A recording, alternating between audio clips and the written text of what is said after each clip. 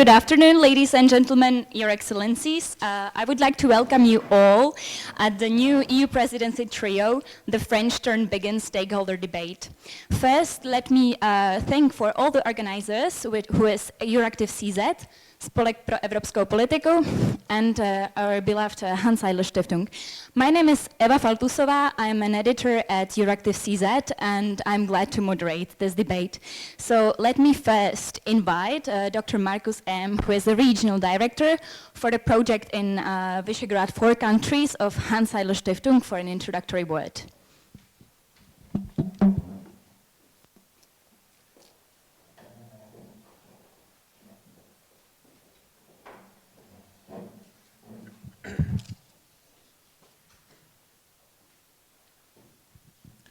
Vážení pane ministře, Monsieur l'Ambassadeur, Excellencies, dear ladies and gentlemen, friends of Euractiv and the Hans-Eidl Stiftung. It is my great pleasure to welcome all of you to our today's discussion on the French EU presidency that started very recently at the beginning of 2022. If I may, I would like to touch upon the, from my point of view, most important aspect France bringing onto the agenda during the 6 months to come. As we are all aware, France has the intention to strengthen EU's geopolitical power. Considering talks starting today in Geneva, everyone clearly understands that a long way is still to go. For the time being, the European Union remains a spectator when the United States of America and the Russian Federation negotiate the future of the more eastern part of the European continent. However, security and defense are issues of a strategic meaning, and European Union's member states should take them into their own hands, always in the framework of a close relationship with our long-standing friends from the United States of America. Of course. Nevertheless, we have to take into consideration a maybe scenario, making it for the United States impossible to engage in Europe at large scale we are all familiar with up to date. That is what former Chancellor Angela Merkel had in her mind, saying in a beer tent in Bavaria in 2017 that the times when we Europeans could entirely rely on others are somewhat gone. France absolutely does the right thing, acting in the way it announced. It deserved the support of the other 26 EU member states when underlining the wide scope of the concept of strategic autonomy and kicking off a serious discussion on how this idea could look like in reality in the 21st century, seen from the European Union's perspective. Monsieur l'Ambassadeur, je vous souhaite votre pays beaucoup de succès pendant la présidence du Conseil dans l'intérêt de nous tous. De plus, je souhaite tous les citoyens de la République française de faire un bon choix aux élections présidentielles en avril. On attend les résultats avec impatience. Teď těšíme se na zajímavou diskusi. Děkuji vám za vaši pozornost.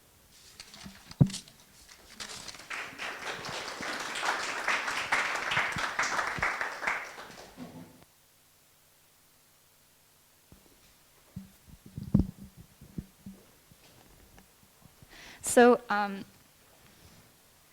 let me introduce you our distinguished speakers. It is my great pleasure to welcome here Czech Minister for European Affairs, Mikuláš Bek. I'm also glad to welcome here among us His Excellency Alexis Duterte, Ambassador of France to the Czech Republic. Thank you for accepting our invitation. And last but not least, let me introduce you our experts of European affairs and representatives of excellent academic institutions.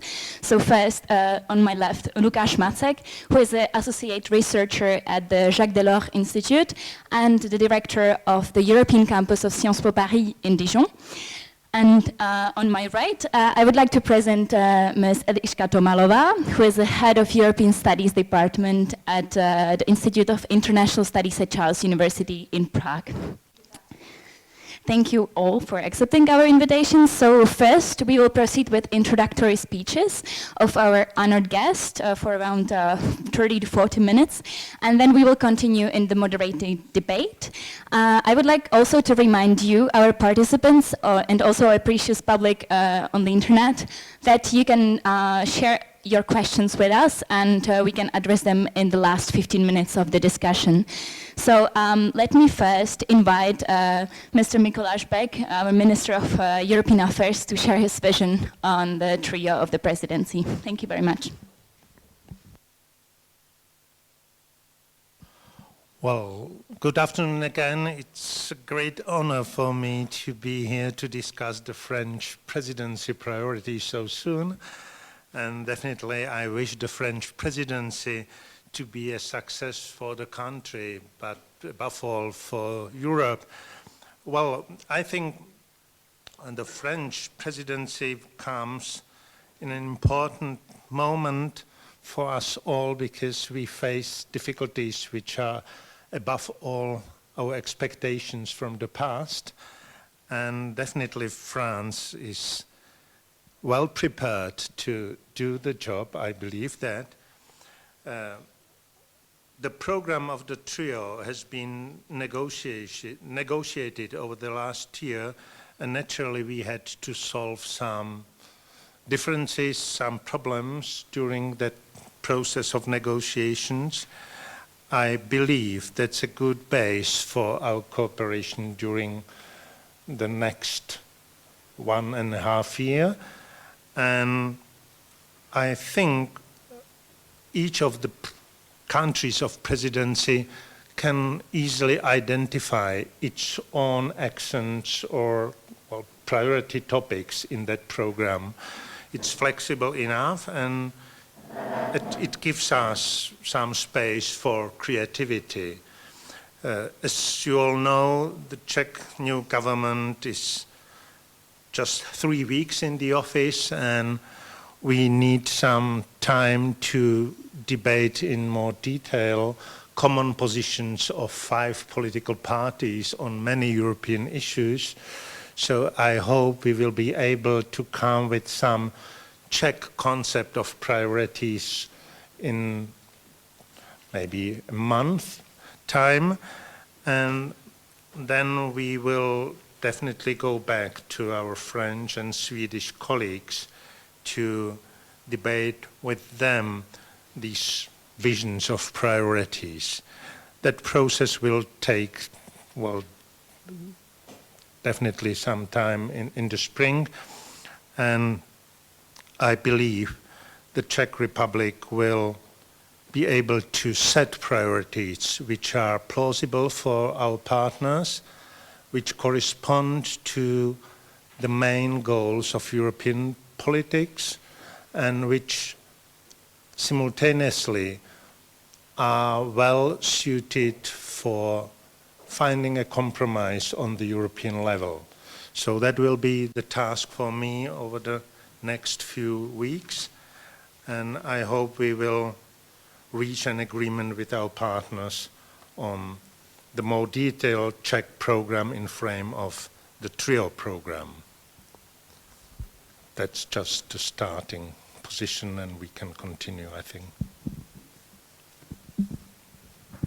So perfect. Thank you for your introductory remarks. I would like to invite His Excellency Alexis Duterte to share the French insights on the priorities and his visions, also on the commentary of our beloved minister. Thank you.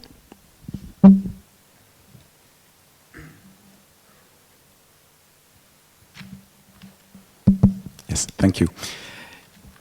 Thank you very much. Bonjour, bon après-midi. Thank you so much, Mr. Minister, for being today with us and for sharing also the new vision of the new Czech government. I might be a little bit longer than you because I was asked also to come forward with some of our priorities, but I'll try and make it short so that we can have some moment for the debate. Maybe there's one point, a general point I would like to clarify. In the debate on our presidency and on this moment for the trio, a lot has been said about the French vision on strategic autonomy, and maybe sometimes we're exclusively or only focusing on strategic autonomy, whereas it's not exactly what we're trying to achieve for our presidency. Strategic autonomy has a specific meaning when it comes to security and defense policy, whereas for the EU, we are trying to achieve a more sovereign Europe, which is a little bit different than just seeking for strategic autonomy in the way of security and defense. And I would just like to concentrate on what it means to look for a more sovereign Europe. If I can put it very shortly, it would be, for France, it's our 13th presidency of the EU Council. And we've all seen the EU evolve a lot. The EU today is not the same that we knew when we had our previous presidency in 2008 and even before and before. And it's just the idea that we started with a common project for coal and steel. We had the internal market, we had the white paper on the internal market, and we've been focusing for long on internal issues, internal market issues. And we've achieved quite a lot, because this is really the bulk, the core of our cooperation today.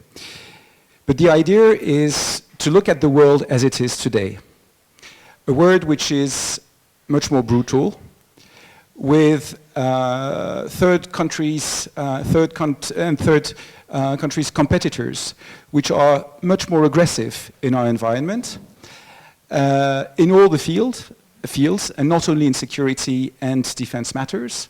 It goes to technology, it goes to trade, it goes to industry, it goes to value chains, it goes to all those elements. And it's true also that our allies, the United States, are also looking somewhere else.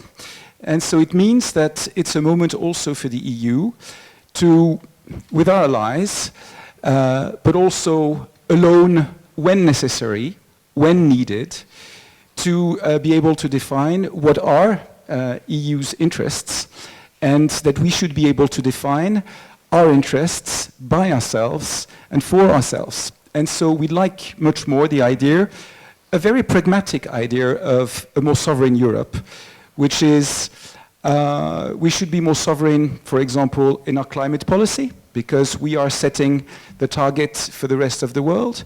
We should be more sovereign also in our digital approach to regulating platforms, because they are mainly extra-European platforms operating within the EU. We should also look at, let's say, our cultural sovereignty, because we all know, for example, that we can only finance our cultural models with, for example, copyrights, if we want to still be able to promote a European cultural model, and so on, and so on. So I would prefer the idea of looking for a more European sovereignty, rather than just the issue of strategic autonomy. That's my first point. My second point is, it might surprise you, but I guess this presidency and this French presidency is not so much interested into concepts. Maybe we've been portrayed, or it might be easy to see France as loving concepts.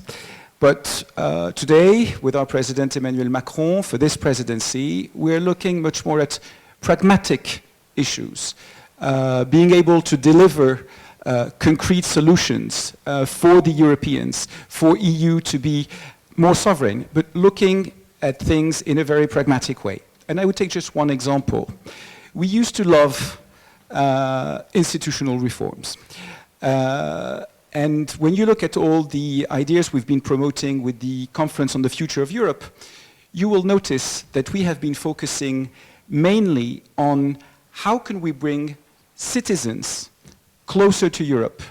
How can we bring citizens closer to saying their word, having their word on the European policies? And this is what we will try also to achieve. We want to be honest brokers on the legislative agenda. We want to ensure citizens' participation in the EU agenda, and we want to look at the issues that the European Union is facing today in a very pragmatic way without ideology. This, I would say, would be my, general remarks.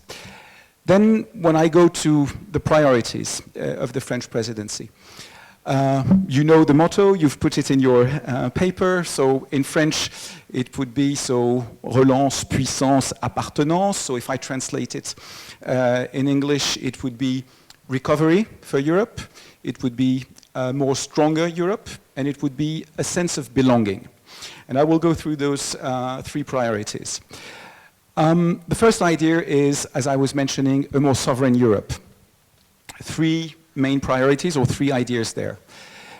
The first element is we should take care about our borders, and we should have stronger policies and be able to deliver on stronger control of our external borders, partnerships with third countries on asylum and migration, and be able to show to our citizens that we are able to deliver there. So the Asylum and Migration Pact, but also the Schengen Code, Schengen Border Code, will be among the concrete priorities that we want to try and deliver or move forward as a more sovereign Europe. Second element, the strategic compass, which is the idea of, let's say, the first EU white paper on defense. And there we're talking about security, defense, in a way that we want to be complementary to NATO, and we don't want to get into those ideological fights on duplication or so on. We are looking at very concrete proposals. A global assessment of the threats that the EU is facing, the development of EU capabilities, being able to be a security provider in maritime, cyber, space areas, developing partnership, and being able also to act alone when needed. I'm just taking one example. The Takuba Task Force in Mali, in Sahel, is a very concrete example for us of what we mean by strategic autonomy. It is clearly an area where our US friends will not go for us. They might support us, but if we don't do it, whereas it is exactly the big southern EU border, if we don't go for this, then we will see our competitors try and be able to either destabilize or exert pressure on us by being there. And we already see this happening with the Wagner Group over there. So this is why we feel in this area we will need some strategic autonomy. My third point on a more sovereign Europe is we need to take care of our neighborhood. And that's also our responsibility. This is why our president has proposed to organize a conference on Western Balkans by the end of our presidency. This is why we will organize a summit between the EU and Africa. And this is why also we will have a ministerial conference on the Indo-Pacific. So third point, an EU being capable of taking care of its neighborhood. That's for the, let's say, a more sovereign Europe. My second element of priority is a new European growth model. We used to have the Lisbon strategy. We feel now we need a more growth-oriented model, growth and investment-oriented growth model.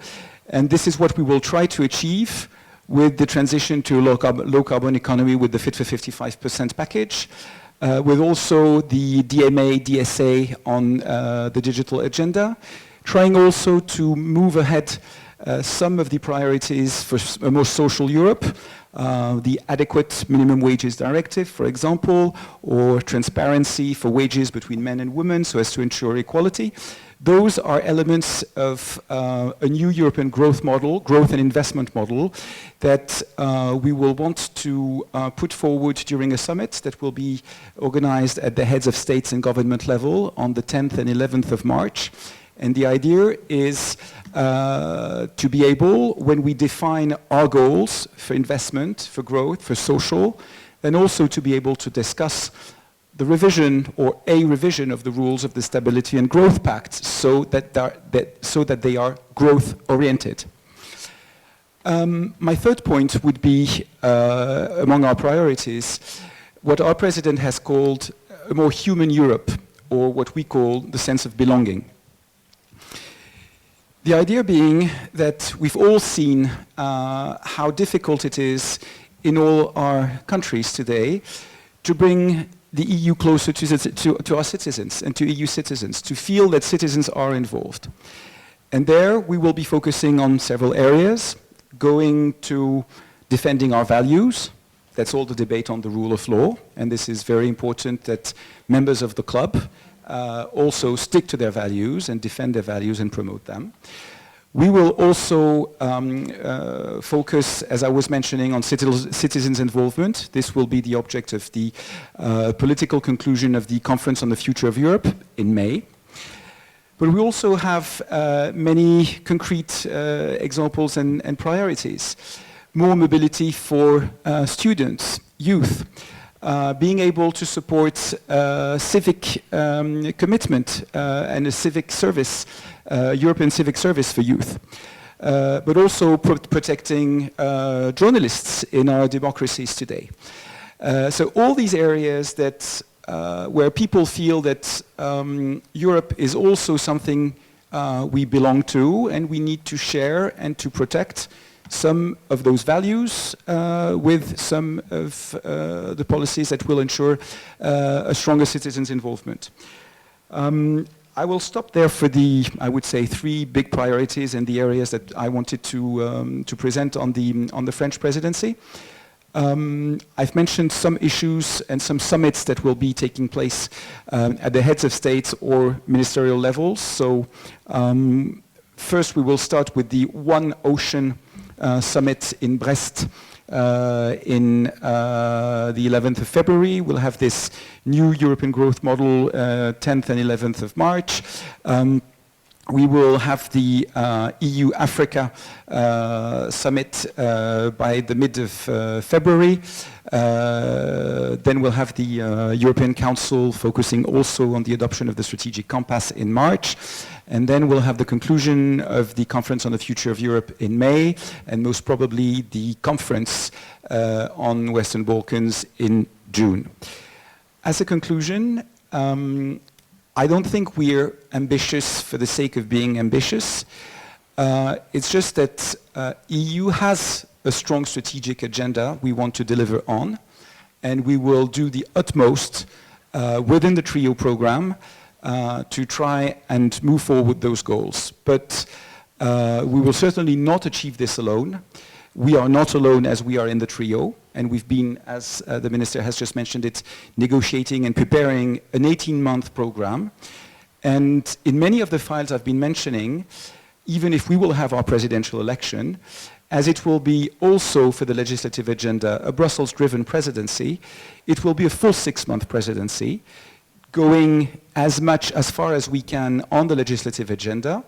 And after this, also looking forward to the Czech and to the Swedish presidency to finish those tasks in some of the files where we will have reached an agreement in the Council during our presidency, and when it will be for the Czech presidency or the Swedish presidency to carry on this basis with the European Parliament, as you know, in the co-decision or ordinary legislative procedure. So as for the legislative agenda, we're very happy to be in this trio, very happy that we have a trio program, because as you see, the legislative agenda requires not only the French, but also the Czech and the Swedish presidency to be honest brokers. And this goes beyond just a 6-month presidency, even if we have also some impetus to put for a more sovereign Europe, and this is the sense of our priorities. Thank you very much. Thank you very much for your overview. It's a very ambitious presidency, as we can all agree with all the priorities. And I would like to give floor now to our expert, Lukáš Macek. Could you present please your views on the presidency itself and on the trio? Thank you very much.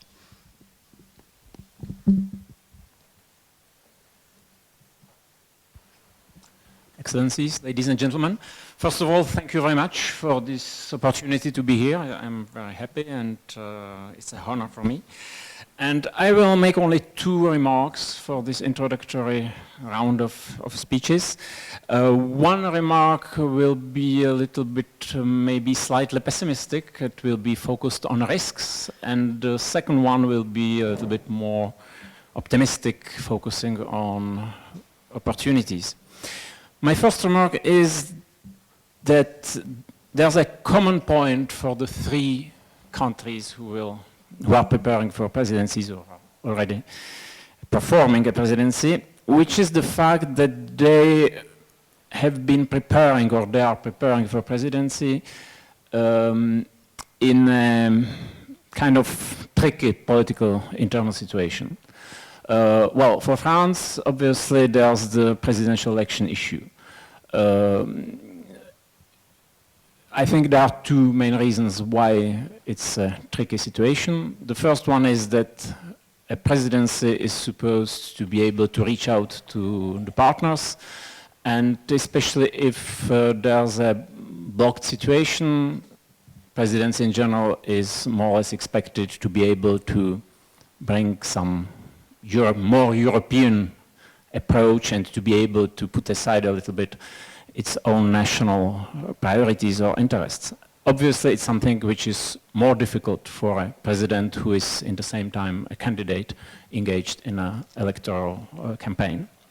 The second problem, I think, is very obvious, that we cannot exclude the fact that it could be a very short presidency, because nobody can exclude the possibility that there will be a political change in France.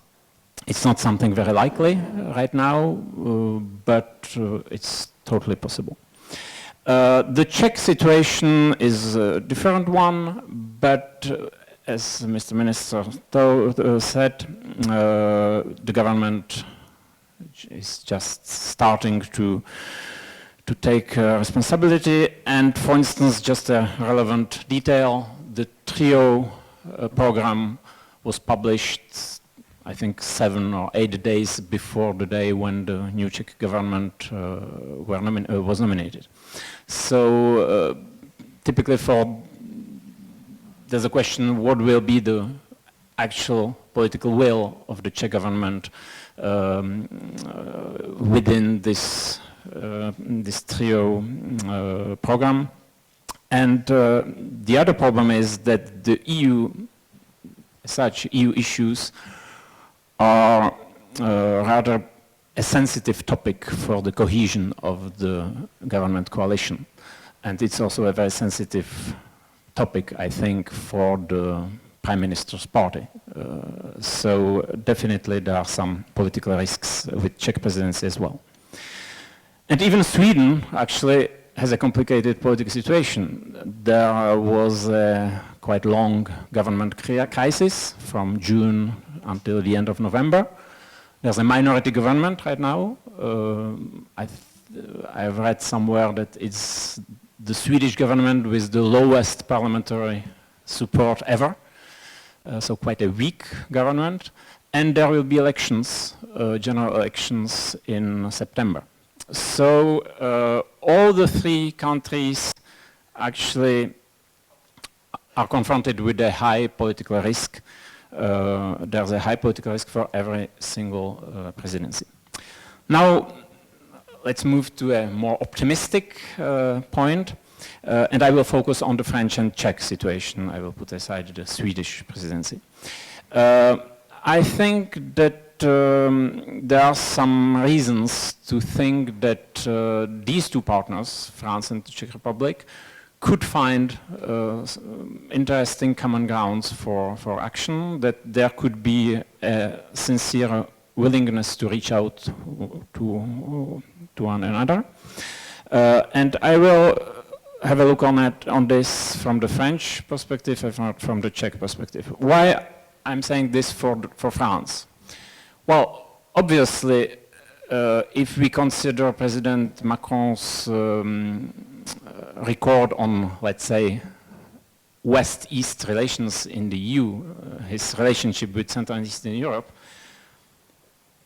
maybe the first comment would be that there are some mixed feelings, because clearly there were some misunderstandings, some tensions. For instance, President Macron's comments on NATO a year ago approximately were not very well received in Central Europe for obvious reasons. And his initial position on Western Balkans, especially his veto, which he lifted more recently, but his initial veto on North Macedonia and Albania was clearly something which was not well perceived in the whole region. On the other hand, I think that he adopted some positions on these East-West issues in Europe, which are very new in French political debate.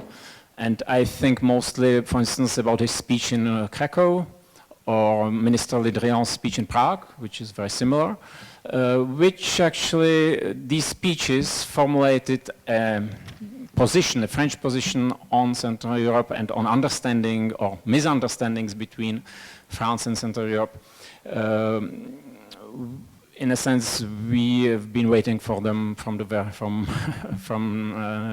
'89, and the various French presidents were unable to propose such a vision on these relations. So this is on the positive side. This is why I say mixed feelings. Now, back to the presidency, against this background, I think that in the long President Macron's presentation of the French presidency at the beginning of December, there were at least two moments which were, I think, kind of reaching out to Central Europe. He insisted on Western Balkans in quite strong terms. He clearly, and Mr. Ambassador, you mentioned as well this priority. So clearly there is a common ground with the Czech presidency, who very much insists on this priority as well. And there was another moment, which may be not so important, but symbolically I think it was important, that when he addressed the rule of law issue, he insisted on the fact that it's not a West-East problem, that it's something which is, that political forces who are contesting the rule of law's principles exist everywhere in Europe. But it's not a specificity of only several Central European countries. Now, from the Czech perspective, 2 or 3 days ago, I had no idea what to say, but then I discovered the government manifesto, and I was quite surprised to find some elements in the European issues part of the manifesto. First, what is really surprising to me is that there's clearly said that there is a priority given to the strategic partnership with France. France is clearly indicated as a strategic partner, which is understandable considering the presence in the same trio of EU Council presidencies, but the fact that in the very government manifesto it's stated in such a clear manner is quite surprising in my view. And there's a lot of small points which are very Emmanuel Macron's compatible, if I may say. For instance, there's a mention of youth mobility, which is a priority of the French presidency. There's a statement saying that resources should be strengthened for defense, environment, and digitalization, very compatible with French presidency priorities. Western Balkans, but also, again, something which could be considered as quite astonishing from the Czech perspective, there's an explicit mention of Southern Mediterranean and Sahel. There's and also another point, a point on conference of the platform of European memory and conscience, which I think is something very compatible with the the final part of President Macron's speech on French presidency, presentation of French presidency, when he insisted on the human dimension of Europe and the belonging part of his program. I think clearly there's a lot of things to, and he was also insisting on the role of historians, the necessity for Europe to face its history and also to defend the work of historians in front of some forces or some countries who are trying to rewrite history.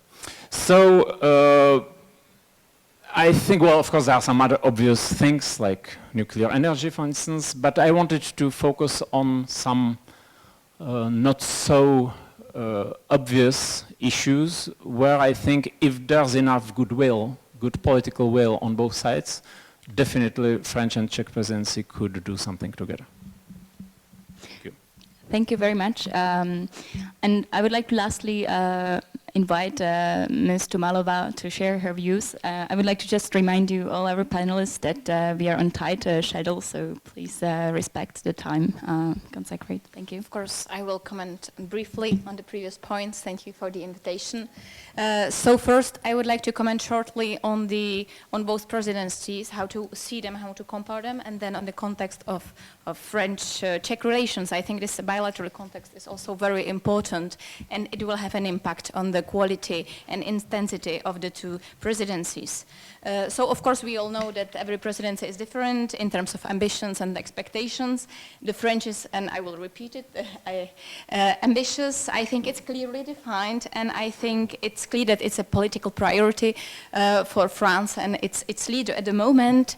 I do really appreciate some kind of continuity and importance of EU topics at the top level that started during the presidential campaign, and it's still there. We can see a really strong continuity from 2017 speech until now. The fact that it is pragmatic, it announced to be pragmatic, is a good and a little bit conflictual, I would say, aspect of this presidency. It's good to have a bit conflictual presidency. If you have too much consensus, no one cares, I would say. If there's some conflicts, there will be, of course, victories and innovations. So you need some level of conflictual issues, and I think that France is sure that it has some as part of its presidency. The calendar is very important in this regard, as Lukáš Masek already stated. I think we can expect very intensive 3 months before the période de réserve, when Emmanuel Macron will be absent from the political scene.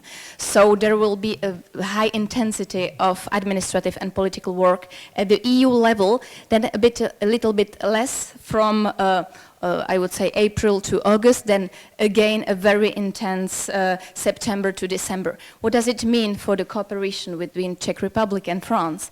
Is that we need each other to carry on projects that will be launched in the first trimester. I think our friends from France will need the Czech partners to continue. So this administrative level of cooperation is crucial. The Czech presidency is a different one, of course. It's a different one from the French presidency. It's different from the previous one.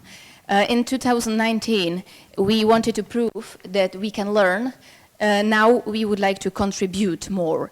We are also more complex in terms of actors that will be involved in the presidency. We were not so sure about the coordination mechanisms in 2007, 2008. Then we set up a model that was based mainly on the Austrian model, I think. But now we have more actors that are ambitious and want to link their topics and involvement to the presidency. I'm not only talking about political administrative actors, but also NGOs, the importance of the public debate, universities I can talk about. I think it's very important also to stress the opportunity for the Czech Republic to open some topics internally. When we compare to the French case, of course, EU topics are not so important or relevant at a political level. So we have the opportunity, and I'm quite optimistic in this regard, and I hope so, that we will reach the regions more, Prague, Brno, and other regions in Czech Republic, of course, and that we will motivate people for more deep discussions related to EU topics, because the question of image, status, and the effectiveness of EU presidency is not only a question of the Brussels level, but it has a domestic dimension. And then the second point, very briefly, to what extent the Czech-French relations are important. I think that we are obsessed with big topics for many years. We have very mixed feelings from the past. Of course, there's still some kind of bitterness after the last presidency, and we can see a more cautious approach. We accentuate respect and partnership, which is a good sign now. But I think that what's important now, it's really the everyday work and the cooperation of both administrations. And I know that the French support a lot the exchanges of officials.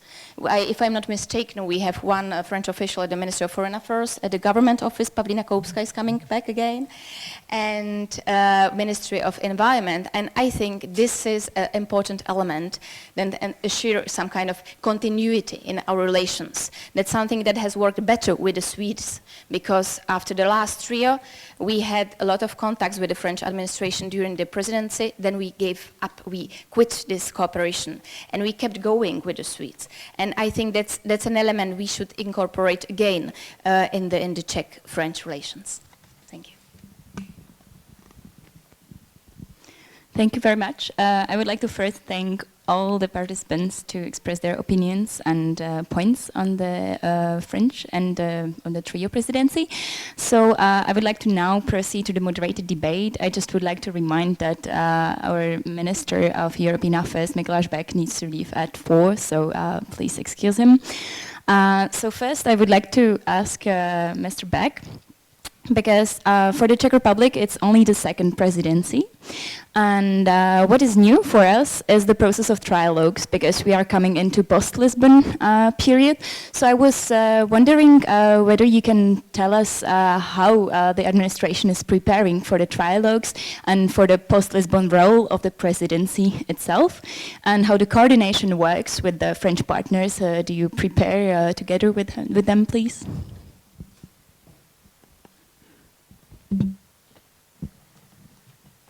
Thank you for the question. Well, I think on the level of the administration, the cooperation with France goes very well, and the staff in Brussels is quite well prepared and professional in this respect. So I don't expect we would have some shortcomings concerning personnel at this moment on the level of diplomats. Even if there were doubts about the budget of the presidency, I still believe we are able to deliver professional presidency.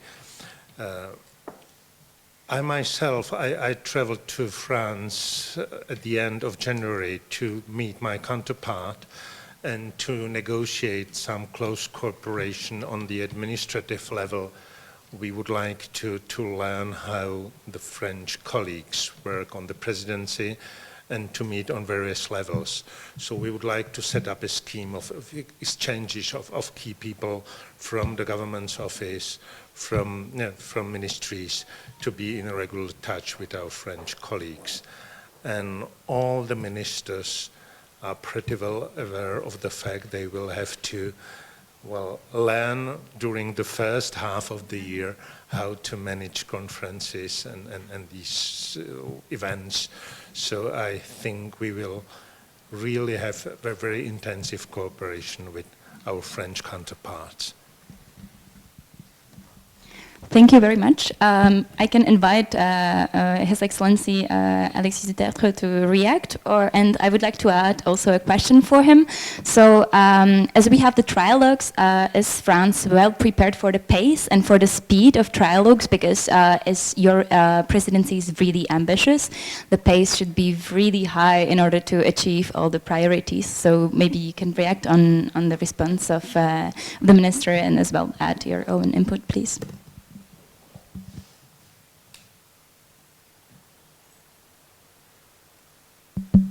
Thank you. trilogues is a very, it's not a very tricky question or not a very, I would say, easy question for the general public. I used to sit in Coreper, we did trilogues and we prepared trilogues for hours. So I think our reps in Brussels are very well prepared for trilogues. And this is maybe an area where I should stress that there's a lot of continuity and there's a lot of sense for the program and the TRIO program. And this is where I will go for a slight disagreement there. This is where it will be a six-month presidency, because when you have to conduct trilogues, meaning you have on behalf of the Council as a presidency to negotiate for the Council with the European Parliament. In fact, it is to your teams in the permanent representation in Brussels for the Council to go and negotiate with the European Parliament and the Commission. And this happens on the whole 6 months to try and get an agreement. And in this way, whatever the elections, we will go to reach as much results as possible during our presidency in the trilogue. And this is where, in fact, the presidential election will have, in my view, a very limited impact on our agenda. So I'm very confident, and we have established very good relationship, because this is where you need continuity on the side of the Council to be able to negotiate with the Parliament, because of course, as member states, we will have common interests that will be different from those interests of the European Parliament. Of course, we know very well the European Parliament. In many issues, they will try to be maybe more ambitious or maybe more provocative. And in other areas, we will be in the Council more ambitious, and we will try and find a balance. This goes, for example, for the Digital Services Act or the Digital Markets Act, where we will try to reach an agreement as the presidency with the Parliament during our presidency, during the trilogues. But for example, if I look at Fit for 55 package issues, we know that we might be able to deliver an agreement, a political agreement in some files. For example, we will try on the carbon border adjustment mechanism, but then we know it will be for the Czech presidency to carry on the trilogues with the European Parliament. And this is where, again, I should stress the importance of the TRIO program when you look at the legislative process. And so indeed, yes, you've mentioned, we have civil servants, Czech civil servants in France, in our administration, and we have French civil servants here in the Czech administration to try and also ease the relations and ease the channels, and this is very important when we are in this presidency responsibility. So in our side, we're very confident because it is an 18-month agenda. I would stop there. Thank you very much for your response. So maybe I can offer a question for Ms. Tomalova, because it's her subject of research. So how would you evaluate coordination mechanisms in the trio for this presidency in between France and the Czech Republic? So do we have any common Czech-French priorities already emerging, even if we have the new government? And what are the relations right now, please? Well, I hope so. Of course we do, and I would like to say that the government office has been preparing for the presidency since 2018. So it's not a new thing with the new government, even though we have to have some certain extent of continuity. And I think it's really fair to say so, that at the administrative level we are ready, and there are many experts working on these dossiers and our priorities. And this is exactly what also can be different from the last presidency, because we were still learning, asking where to place the main EU body within the Czech government, how to communicate between Brussels and Prague, whether we are opting for a more Prague-based or Brussels-based presidency. So I think this is a truly different situation, and we can, I hope we can be sure that we have set up good working coordination mechanisms. I wanted to thank also for the clarification concerning continuity. I do also believe it's important, and it will be the case. And what I wanted to say is really highlighting the importance of the administrative level. I think that we need to understand each other, and these exchanges that are not so, let's say, that are not so central to our relations have become very important. We do repeat at different fora that respect is a very crucial element in national politics, but also at the EU level.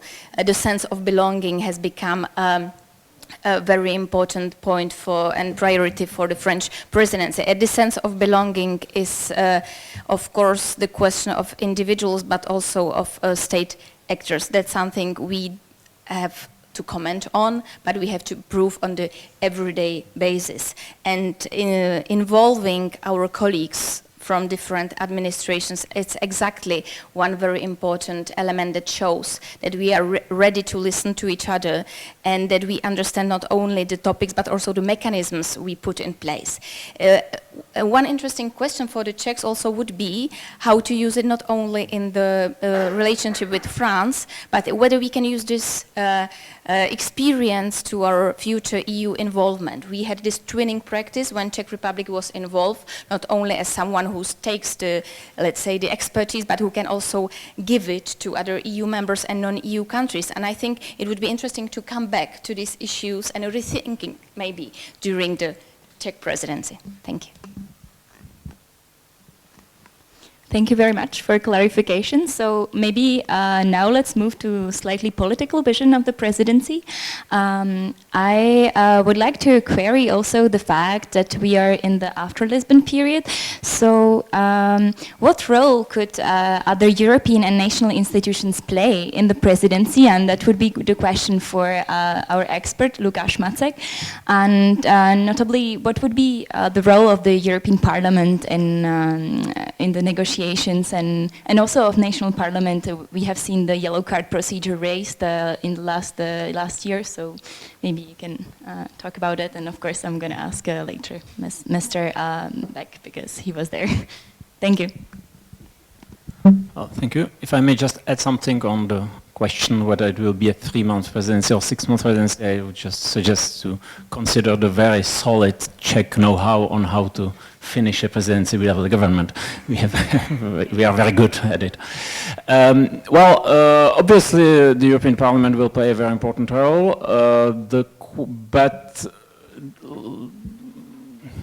well, it's a presidency. It's not a presidency of the European Union. It's a presidency of the Council of the EU. So, by definition, it's mostly about looking for compromises and striking compromises among member states.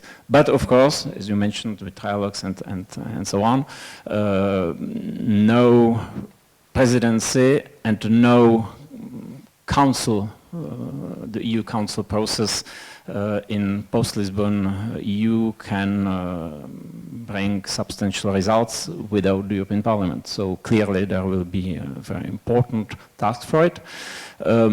Maybe the French presidency, traditionally, France, I think, if I may say, has a kind of problem with the European Parliament. For instance, and there are some research were made on that, for instance, the influence building in the European Parliament, France is not a model. And it's very much linked with the French internal politics dynamics. For instance, if you compare French sociology of French MEPs with the sociology of the German MEPs, differences are very important. On the German side, you have a lot of MEPs who perform several mandates and who can construct, to build up an authority, level of expertise, which is quite rare in France. There are some exceptions, but a lot of French MEPs spend just a limited time of their political career in the European Parliament. So I think France is not necessarily an example in handling, let's say, the European Parliament, but, we can be surprised, so let's hope that things are moving forward. And but again, there will be political difficulties because French presidency starts at the very moment where the top positions in the European Parliament will be changed. And already we can see that there are possible political conflicts, possible problems with the choice of the new president of the European Parliament, with the deal, the original deal that EPP should have this post for the second part of the term will meet perhaps some difficulties, and it can create a very strong political difficulty for Emmanuel Macron if its MEPs vote for a controversial candidate from the EPP. And it was not a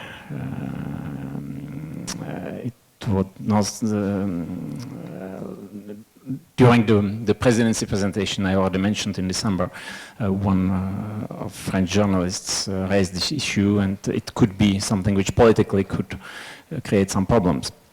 So definitely the European Parliament will not be an easy partner, but well, it's the rule of the game. Thank you very much for your opinion. So now I would like to continue with our minister, Mikuláš Bek, because he was chair of the European Committee at Senate, and our Czech Senate raised the yellow card in the European Taxation Directive, so maybe you could comment on that. Just a brief comment on that. You know,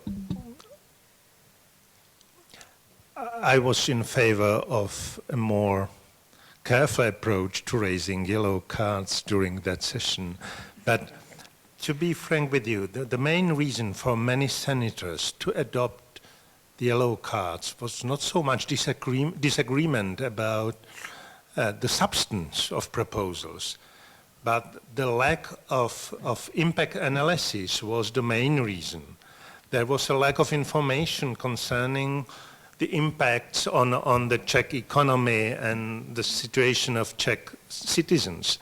So there was a long debate about who is responsible for that, European Commission or Czech government, and my task now is to bring order into the Czech positions concerning European legislation. I promise to work on it hard, to have in important questions or issues better analysis of impact than in the past. That was the reason for yellow cards, not so much the substance of proposals.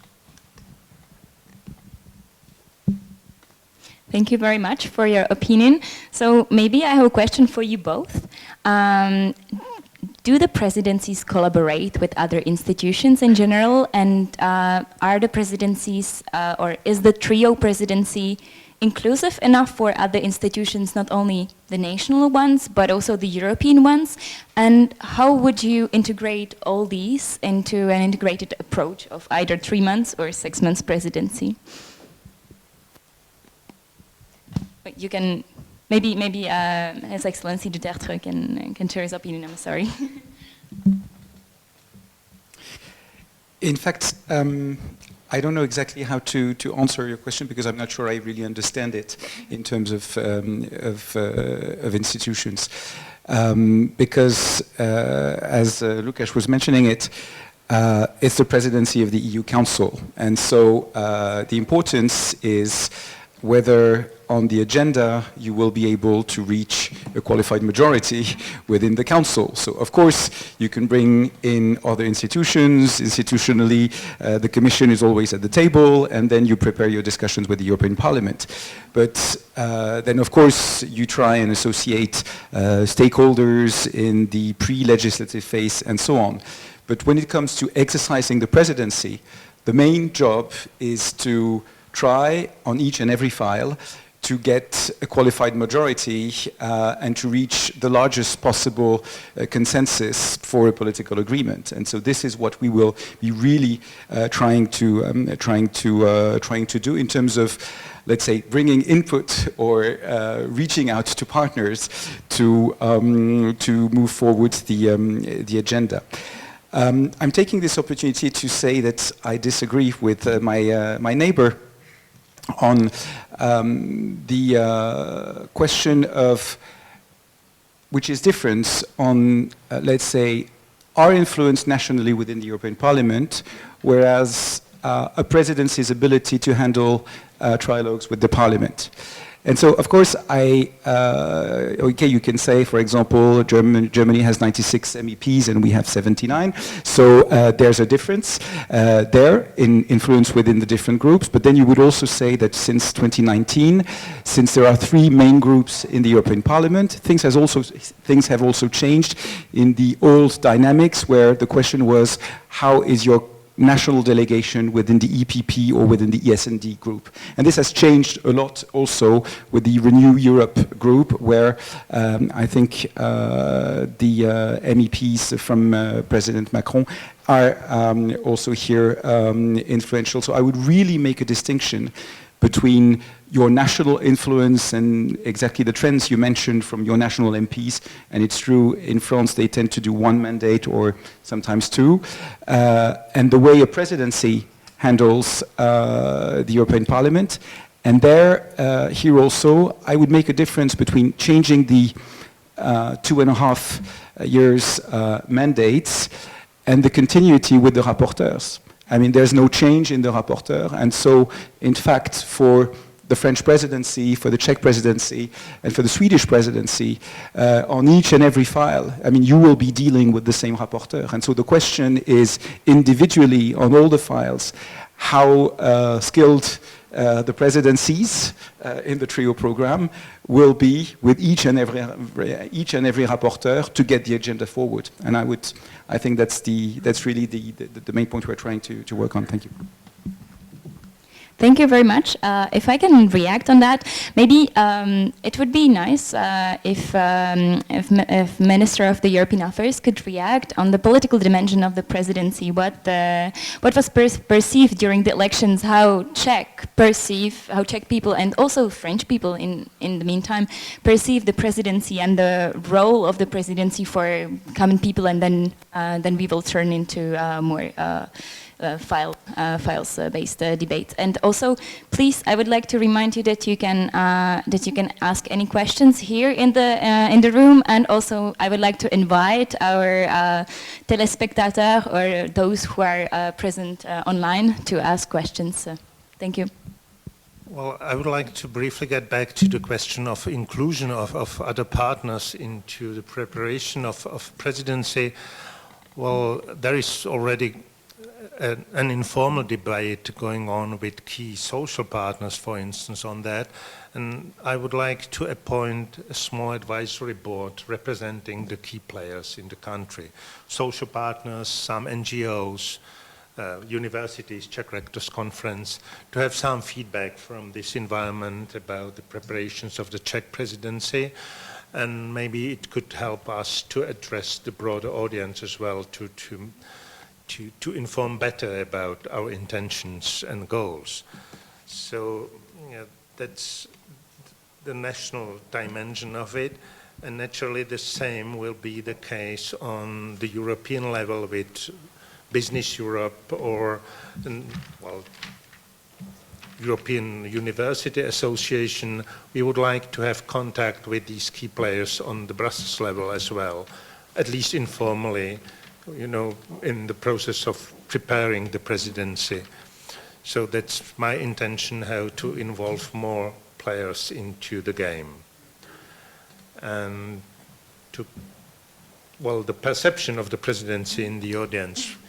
Well, we all know that the European issues are not very well understood by the broad audience, and the presidency is obviously a good opportunity to improve the gap in informing the audience. So we will definitely prepare a communication strategy addressing the key groups. I'm ready to be very active in media during the preparation and during the presidency, and the whole team at the government's office is working hard on the communication issues concerning the presidency.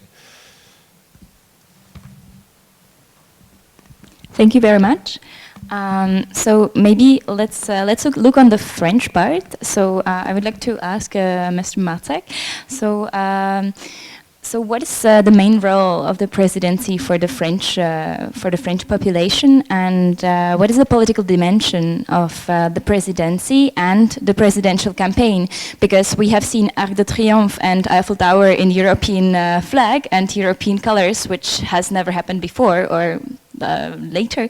So is the presidency a wild card to play currently in the French politics, and how the perception is right now? Thank you.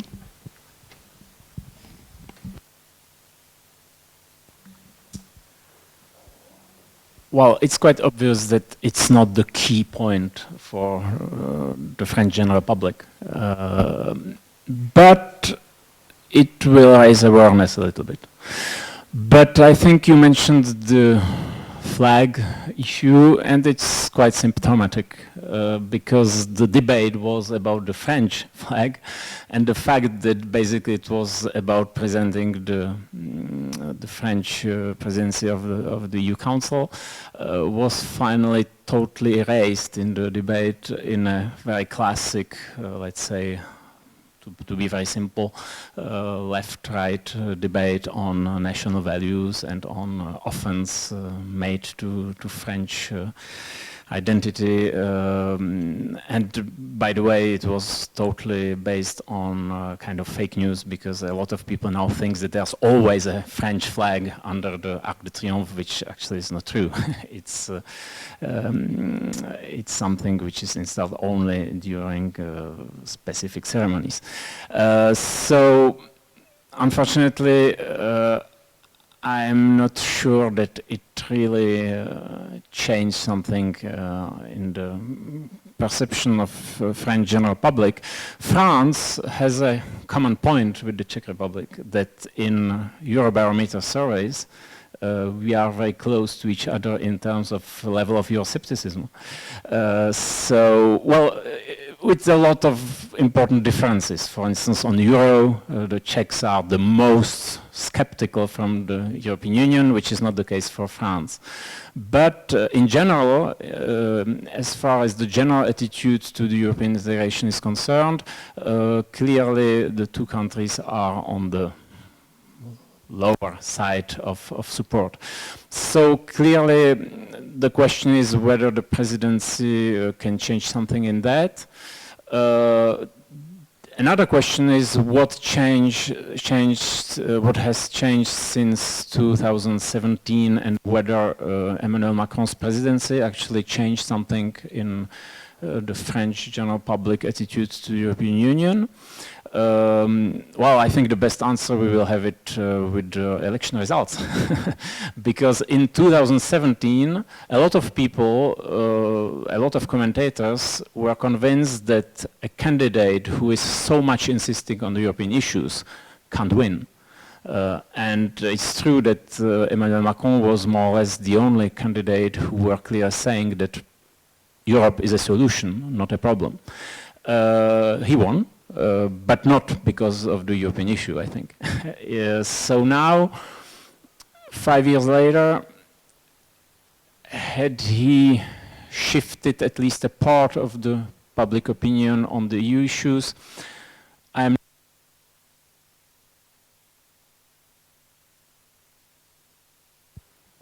it's a long-term process, but maybe there's a beginning, and again, we will see, well, there's in a sense, the fact that the EU presidency and the election, the campaign, will overlap. It will probably even enhance this identification between Emmanuel Macron and the European issue. And I think it's a real double-edged sword for him, because in a sense the presidency will highlight the difference between his status of president and the other candidates, and especially but it will depend very much on the kind of issues which will be perceived by the general public. And we can have, and by the way, the last Czech presidency is a good example of a quite efficient presidency on, let's say, technical level in the Brussels area, but a total disaster on the political level and in domestic politics. So, of course, the risk for Emmanuel Macron is that it could happen in France as well. On the other hand, it's true that the general context, the post-COVID crisis, well, post, maybe not yet because we are still within it, but let's say the COVID crisis probably shifted something in French perception of the European Union. And it was very visible in his presentation of the presidency in December that he can insist on how much things evolved since he became president. And he insisted several times on the fact that when he launched some ideas during his Sorbonne speech, everybody was saying, well, it's impossible, it will never happen. And actually, quite a lot of things happened, and first of all, of course, the recovery fund.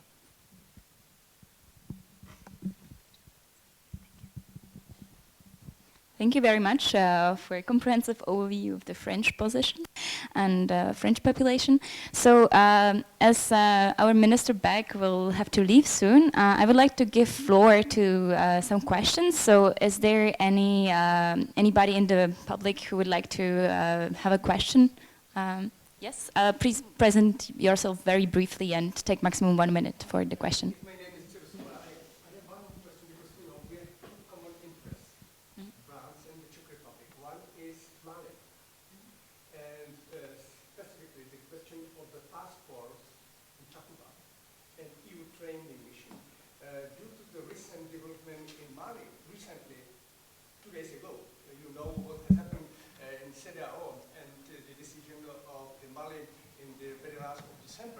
So this is very tricky and very important question because it is also the specific problem. And my question is, what is the of the Czech Republic for the coming presidency? Because it will be on the agenda. Is how to perceive the situation and what the strategy for the very last operation mission in Takuba. And second question is the question of nuclear invasion, because it is also the common interest with France, and it will be also very complicated to chair the EU or the European Council, and at the same time to try to change the position on the Green Deal and the question of the nuclear energy. Two questions for the simple answer.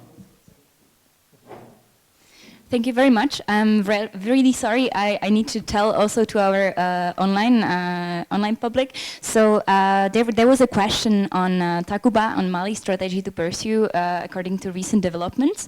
So I would like to invite His Excellency Alexis Duterte maybe to respond for that because it's a high pressuring issue.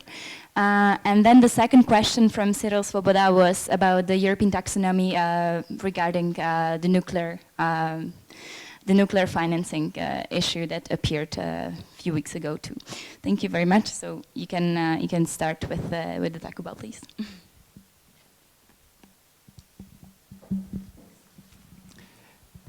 In fact, the issue of the situation in Sahel is a little bit different than just the issues of the French presidency priorities.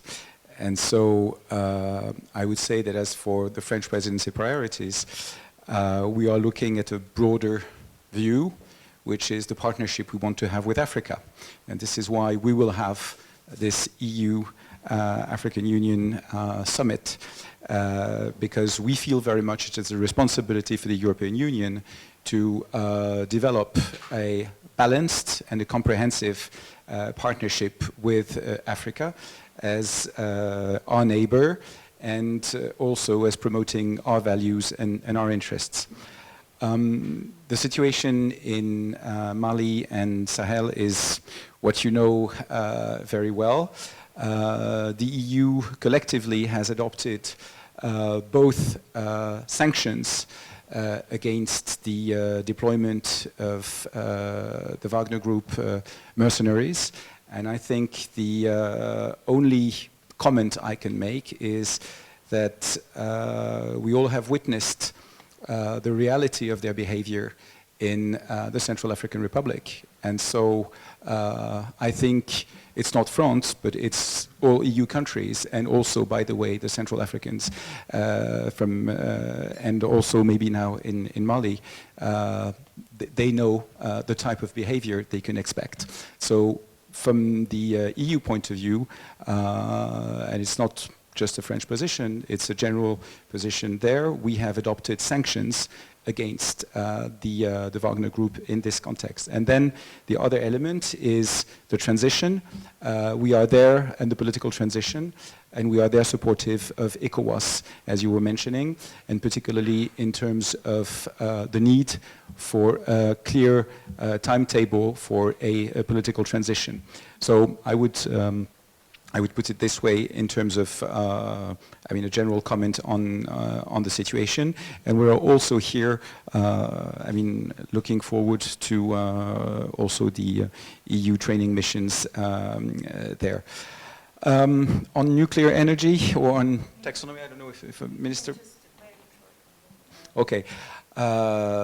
The Commission has tabled the proposal for a delegated act, a second delegated act on the inclusion of taxonomy and nuclear and energy and natural gas. I will just make a few comments. The first one is, it's not a legislative proposal, and so we are looking forward to the adoption. And our stance has always been very clear. Sorry, I think that the battery is going low. We have said that, in our view, nuclear is part of the solution to reach the climate goals, and that it should be treated equally to all low-carbon energy sources. And so, in this regard, we do not see nuclear energy as an energy for transition, but as a low-carbon energy that should be treated as a part of the solution and as a part of the mix in order to reach the goals. That's a long-standing, I would say, French position and not an EU presidency position. But as I don't have to express myself as EU president, as we have no legislative role on this specific file, which is a delegated act. Perfect. Thank you very much. Maybe I can invite the Minister of European Affairs of the Czech Republic to react on the taxonomy. And I also have a special question from the online public to ask him. So I will ask later. Thank you. Well, just a comment on the taxonomy issue. It seems to me that it's quite clear that the former Czech governments went a dead-end street over the last decade. We haven't built any nuclear blocks, we have stopped building renewables, and we have totally neglected hydrogen sources. And now we face a very serious and difficult situation. And the new government has to prepare a new energetic strategy, because we went through the debate on Fit for 55 and renewables last year without an updated energetic strategy. That's a huge mistake. And we face really a very serious situation, and we have to be frank with our European partners and to clarify the issue. And I think we have to be very realistic. We fight now for nuclear energy to be included. That's fine, that's reasonable. But it's a mid-term or long-term solution for the Czech Republic, because we will face the most difficult times in 20s. Now, not 38, when the first block in Dukovany could produce some electric energy. So we have to find a strategy for the decade now. With gas, hydrogen, renewables, it will be a very difficult debate, and there are many stereotypes in the audience and even among the politicians. And we have to find a realistic position. And it will be really difficult, that's true. Well, I think in that respect the question should go, to the foreign minister, because we have negotiated quite clear division of labor with Mr. Lipavsky, and I should not interfere with the agenda of Chernin. You can imagine how much tension that would produce very soon, just at the start of my career, to step into the territory of Chernin. I'm experienced enough from the university to not to do that. Thank you very much. That was a very nice introduction for the second part, but I have one question for you from Vít Dostál, who is from the Association for International Affairs, especially for you. So how exactly do you want to promote the Czech European presidency to general public? Is there going to be a communication plan, and which messages do you want to spread and why? And then we will proceed to the files. Thank you. Well, that's a question which will definitely engage me over the next month. But, well, I believe we need a communication plan with clear tasks for ministers, for Prime Minister and for Minister of European Affairs. As I said, I'm ready to be very active in this area. The messages must correspond to the priorities, so we have to wait for a while. But, just today, before I came to this debate, we had a discussion with Michal Žantovský in cooperation with the Library of Václav Havel. And for me, a good motto comes from Havel, and it's Europe as task. That's the message for me, at least privately speaking. We will see what comes out from the debates with my colleagues.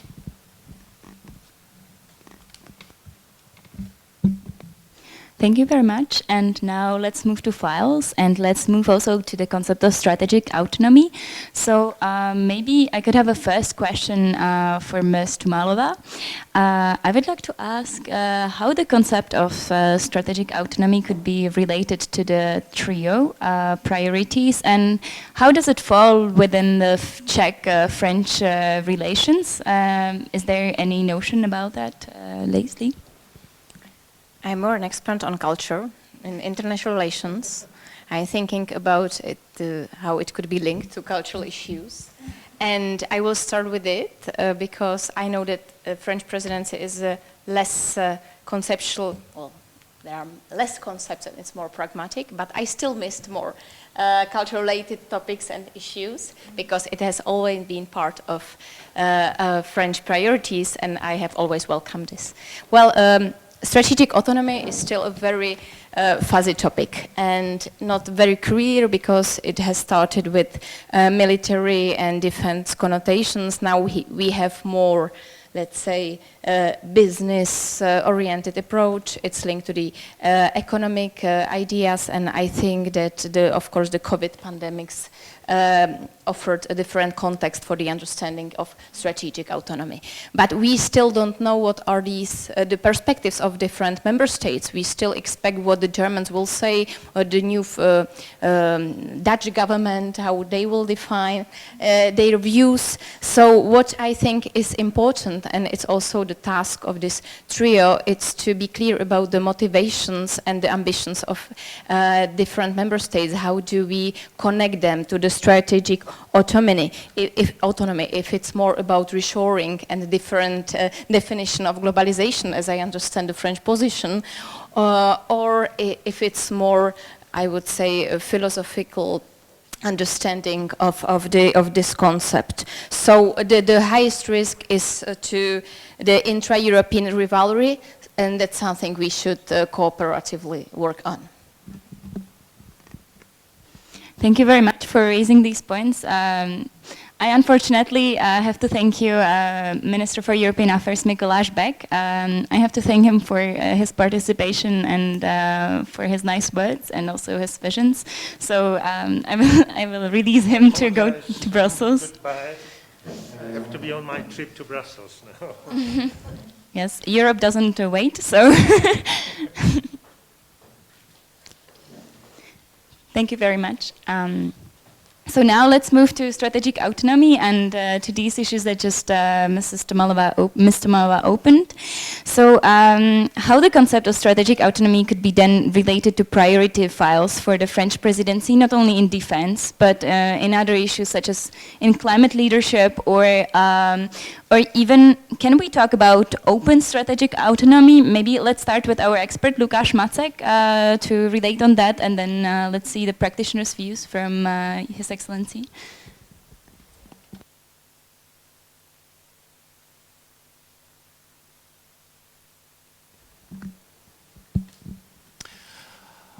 Well, I think that the concept of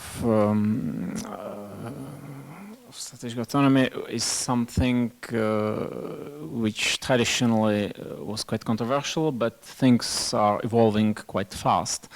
And I think especially with this Czech government, there could be at least a shared diagnosis of the problem.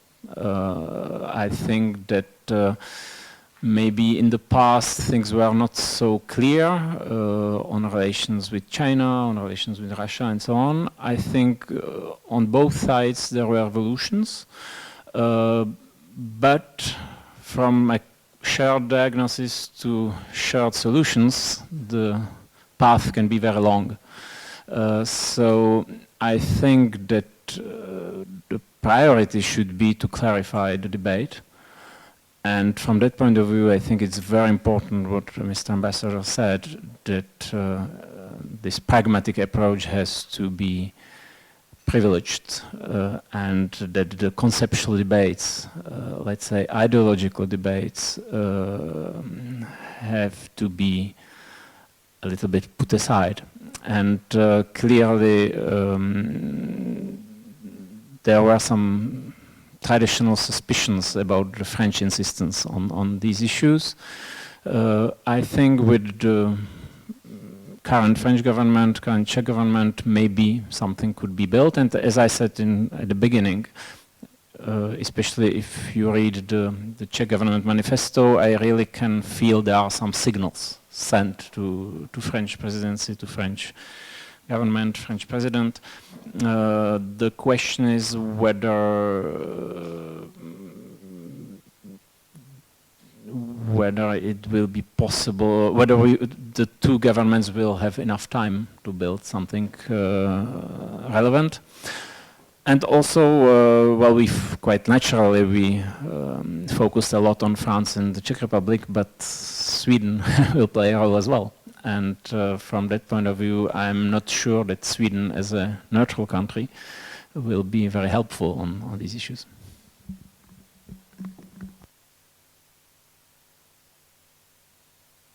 Thank you very much for your opinions. Now I would like to invite His Excellency Alexis de Tertre, and maybe you can more develop the concept of open strategic autonomy, what France perceives, because it's not only the strategic autonomy itself right now. Thank you.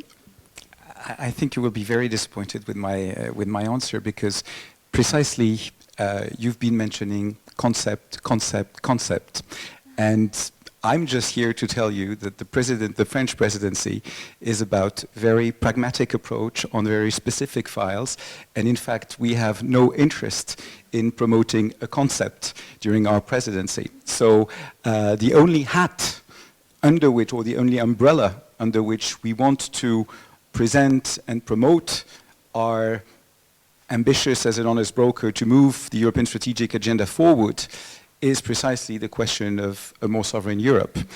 And I would go for some examples, because I don't want to, and you have not heard my president speaking about concepts for our presidency. We are talking about, very concrete results that we want the EU to be able to move forward. A very not easy topic, but the question of level playing field with third countries' competitors. it happens that we have discovered that we lack a certain number of instruments at EU level to be able to compete on a very equal footing with third countries.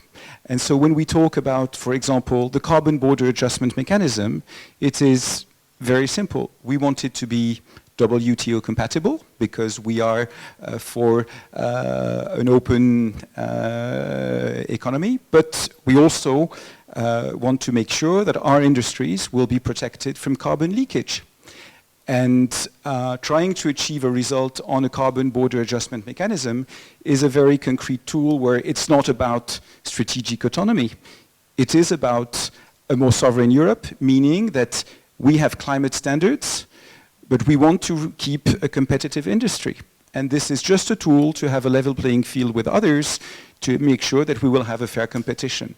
So not about ideology, not about concept, about a pragmatic result. You mentioned the idea of reshoring. We're not there to say we want to develop the strategic autonomy or a more sovereign Europe to reshore. It's just that, for example, with the COVID situation, we have seen in many areas some dependencies in strategic value chains. And there the question is, do we want to be just rule takers, standard takers, technology takers from the rest of the world? Or are there areas where we feel that it is in the European interest to say, for example, in hydrogen, can we develop our own technology or our own supply chain or our ecosystem for technologies of hydrogen in order to be able to compete and not to lose the competitive edge? And so I could go to many other examples, but for example, when we want to promote what we call IPCEI, you know, the important project of common European interest that we want to adopt at EU level in hydrogen, electronics and connectivity, health or cloud, the idea is just there are areas where the EU needs to be a competitor with level playing field tools and toolbox so as to be able to compete in an international environment which is more and more aggressive, sometimes unfair, and it's not just about security and defense. It's about technology, about industry, about culture, about climate ambitions, and about technologies. So again, no interest for concepts, interests for concrete tools that will be able to deliver results for a more sovereign Europe, which is the EU being able to define by itself and to promote by itself its own European interests.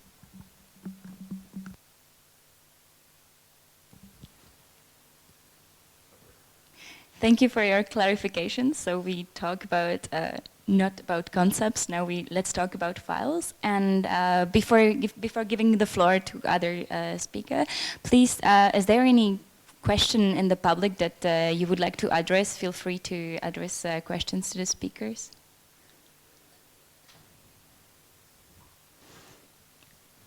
Okay, and also, yeah, I would like. Okay. I will just remind that online you can ask also questions, so please feel free, or I can give the floor to your question if it's a specific question. Let's go. So my question is to the external borders, as the ambassador said, is very important, so the protection of the EU.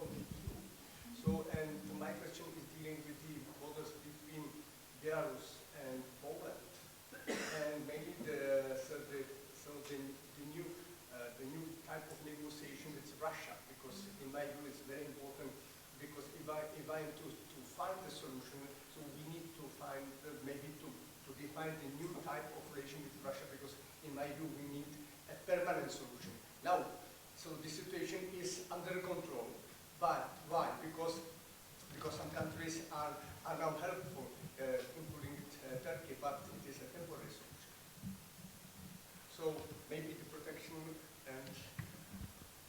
Yes, I will just present the question to the online public. So there was a question about the Russia and Russia relationship and negotiations, plus about the external border management, because it's the part of the new migration policy and asylum pact. So maybe let's invite some of our experts to speak before we see a practitioner. So maybe you could provide, Lukáš Mace can provide his opinion on that, and then we can also see the Czech views on the Russian relations or French-Russian relations later. Thank you.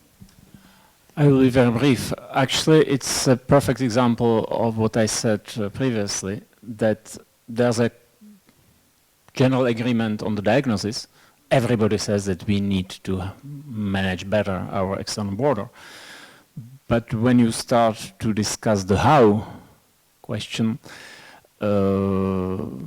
problems start. So, and the devil is in the details. So I think it's an excellent example of this situation. And by the way, if you read the trio program, it's full of this kind of general statements, which is quite normal for this type of document, which was negotiated more, I think, on the technical level. Politically, as we saw with the Czech government, well, I'm not sure that the input of the Czech government, the former Czech government, was very strong considering the context, and by definition the new government couldn't interfere. So I think that's the very problem, that you have plenty of issues on which basically everybody agrees and everybody will mention this is a priority and so on. But for instance, I think, well, I mentioned at the beginning some fields in which I think the Czech and the French government can really find a common ground. I don't think that borders, migration, or even relations with Russia are the best examples of this kind of fields. It would be great, but I'm quite skeptical. And again, also I have also to repeat a little bit myself, consider also the internal problem of the Czech government. And some comments of some senior members of the ODS on European issues, or on relations with China and so on, are not very Macron compatible, I would say.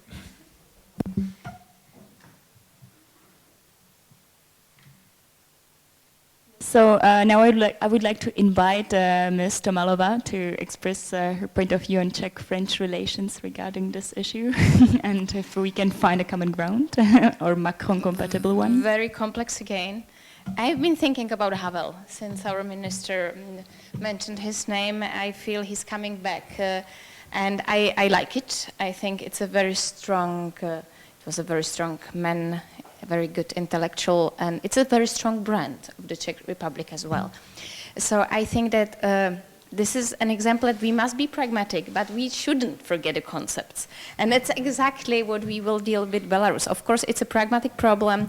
We have to assure some kind of border management, but we will come back, of course, to some ethical questions and solidarity in Europe when it comes to human rights and other issues that were central to Czech foreign policy and somehow disappeared. So I'm hoping that this short allusion to Havel is a good sign for our not only branding strategy, but for the ethical questions and principles in our foreign policy. So it was just a short, non-practical parenthesis. Thank you. Thank you very much. Very nicely said. And maybe I would like to invite His Excellency Alexis Dutertre to share the French views on that, and what is the main strategy or high tipping point in this issue towards the external border management in the first 3 months of the presidency, as we would say.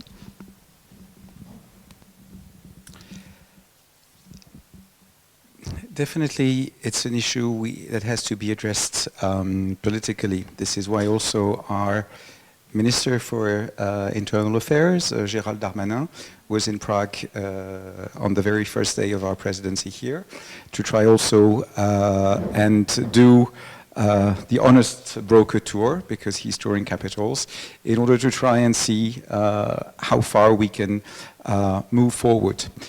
There are several areas. The first one is strengthening the political governance of Schengen, meaning that we lack in the Schengen area the type of coordination that we have for the Eurogroup.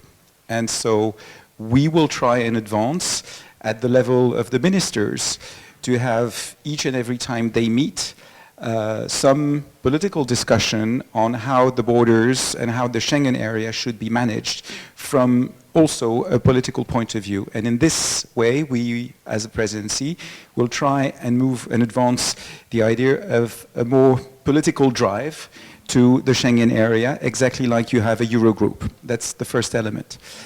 There are legislative proposals on the table, namely the revision of the Schengen Border Code, and in which we want and we will try and get some results, both for, let's say, the conditions of free movement within the Schengen area, and both also as regards the solidarity or the security mechanisms or the crisis mechanisms that we need in order to be able to address such a crisis, as we've seen with the hybrid attacks that the EU and that Poland and Lithuania have experienced from the migrants being instrumentalized by the Belarusian authorities.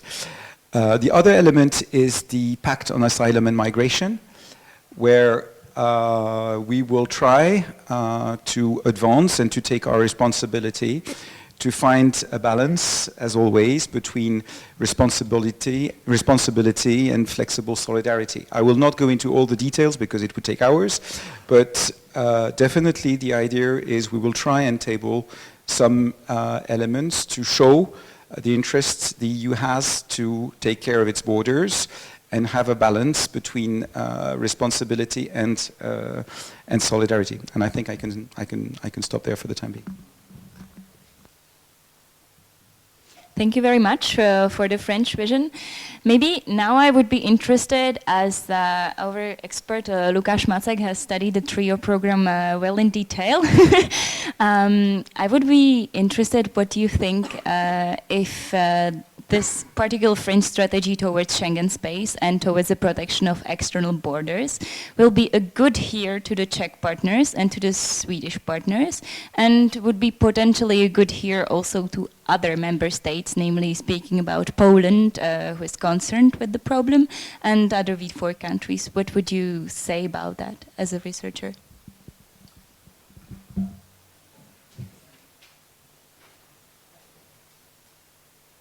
Thank you. Well, the idea of having a more political management of the Schengen area, this idea of creating a kind of Schengen equivalent of ECOFIN, I think it's something which could work, which could be quite appealing to a lot of European partners, including the Czech Republic. But again, the question is what to do once you have a new, well, not a new institution, but let's say a new institutional and more political framework. If you lack the basic agreement on the very model of migration and asylum policy, if you have some member states who are openly challenging basic principles in this field, it will be difficult. But let's be optimistic. It's a first step, and perhaps it can create new dynamics. So, but clearly, I think nobody expects the French presidency or this trio to solve this problem, which is kind of disturbing, let's say, the political climate in the European Union for the last 6 years. So every even small step forward is already something we should enjoy. Thank you very much for your opinion, and now I would like to proceed with Ms. Tomalova.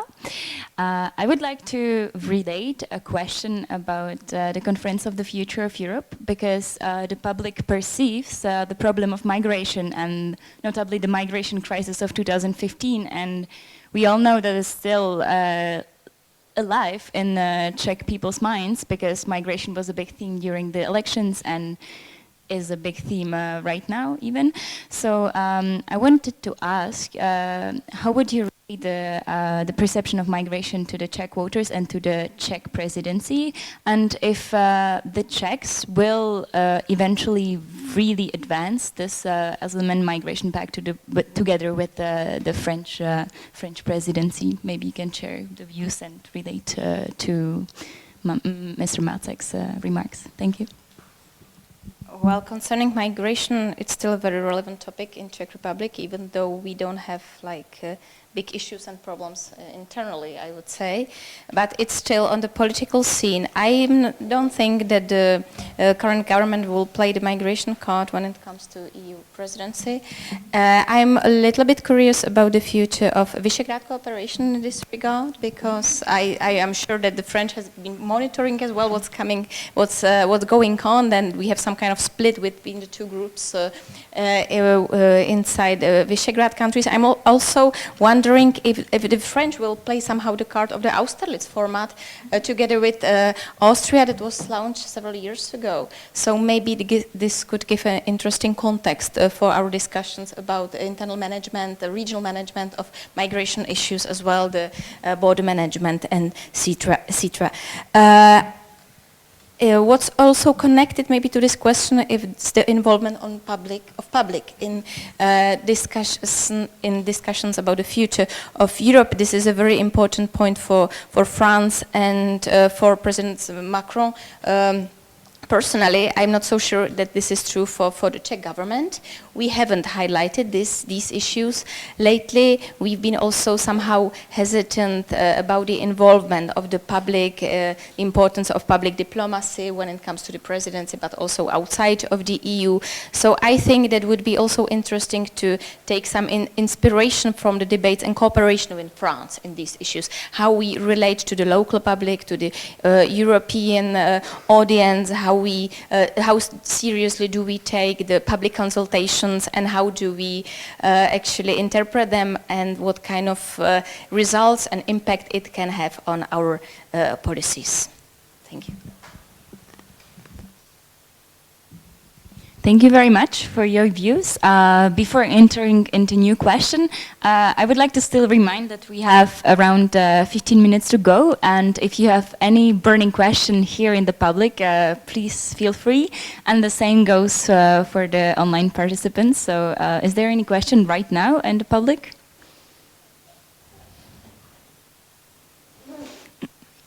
Okay, thank you. Then I will proceed with this problematics of V4.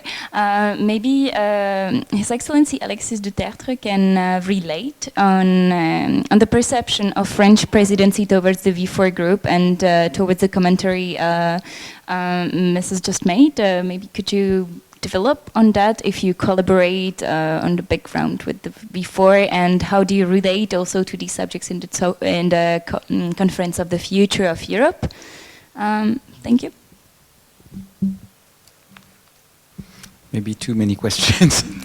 I mean, first of all, it is also the duty for any presidency to cooperate with all member states, and of course, different formats. I think you've seen our president recently in December, just before the presidency, with the V4 plus France summit in Budapest.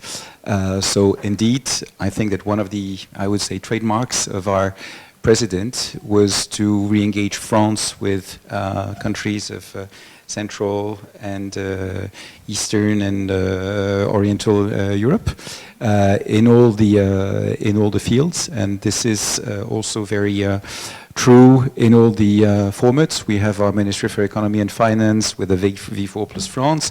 Our Minister, I was mentioning our Minister for the Interior, he came from Prague to Prague from Budapest, and this week he was in Austria. So I think we practice the V4 format or the Slavkov format or the Austerlitz format, and all. So I don't want to comment more because it really depends on all the files, but we know, I would say, the nuances that are there. and we feel very much, and this has been a constant commitment by our president since he was elected to 2017, to actively engage. And so, yes, and maybe the best way was the way our president put it, and so I will not have to paraphrase, just go to what our president said during his meeting during the V4 plus France with Prime Minister Orbán, a political opponent, but a European partner. And so we agree on this formula, and I think we can then engage with all partners to address the difficult topics and also try and move the European agenda forward. Yes, and I see Lukáš Macek reacting, so just a remark, again, it's a highly divisive issue for the Czech government, Czech coalition, and I think there are 2 points which could make this issue very tricky for the current Czech government. If there are new evolutions on the Article 7 issue, and if French presidency takes some new initiatives related to the rule of law in Poland and Hungary, for the Czech government it will be very complicated to react, I think. And there's a more political aspect. I think that for the Czech government, or more specifically for the main party of the government, there could be a very difficult problem to solve if there's a recomposition of the political groups within European Parliament, because, well, Fidesz is still looking for a group, and for ODS, very tough dilemmas could be could come very soon. Remain in ECR with Fidesz, or coming back to EPP, or remain alone, or whatever. And it's quite likely that in next few months these questions will be raised, because I don't think that Fidesz will remain alone forever. And there's a kind of logical convergence between PiS and Fidesz, and for ODS, ECR without British Conservatives and with Orbán would be very difficult, and if they are in this group, especially in the context of preparing Czech presidency or during the Czech presidency, for the government as a whole, it would be a real problem politically. You know, to join a group with Mrs. Meloni and Mr. Orbán just before you start your EU Council presidency, I'm not sure it's the best thing you can do. Thank you very much for the political vision. Is there any new question in the public? Oh, perfect. Association for International Affairs.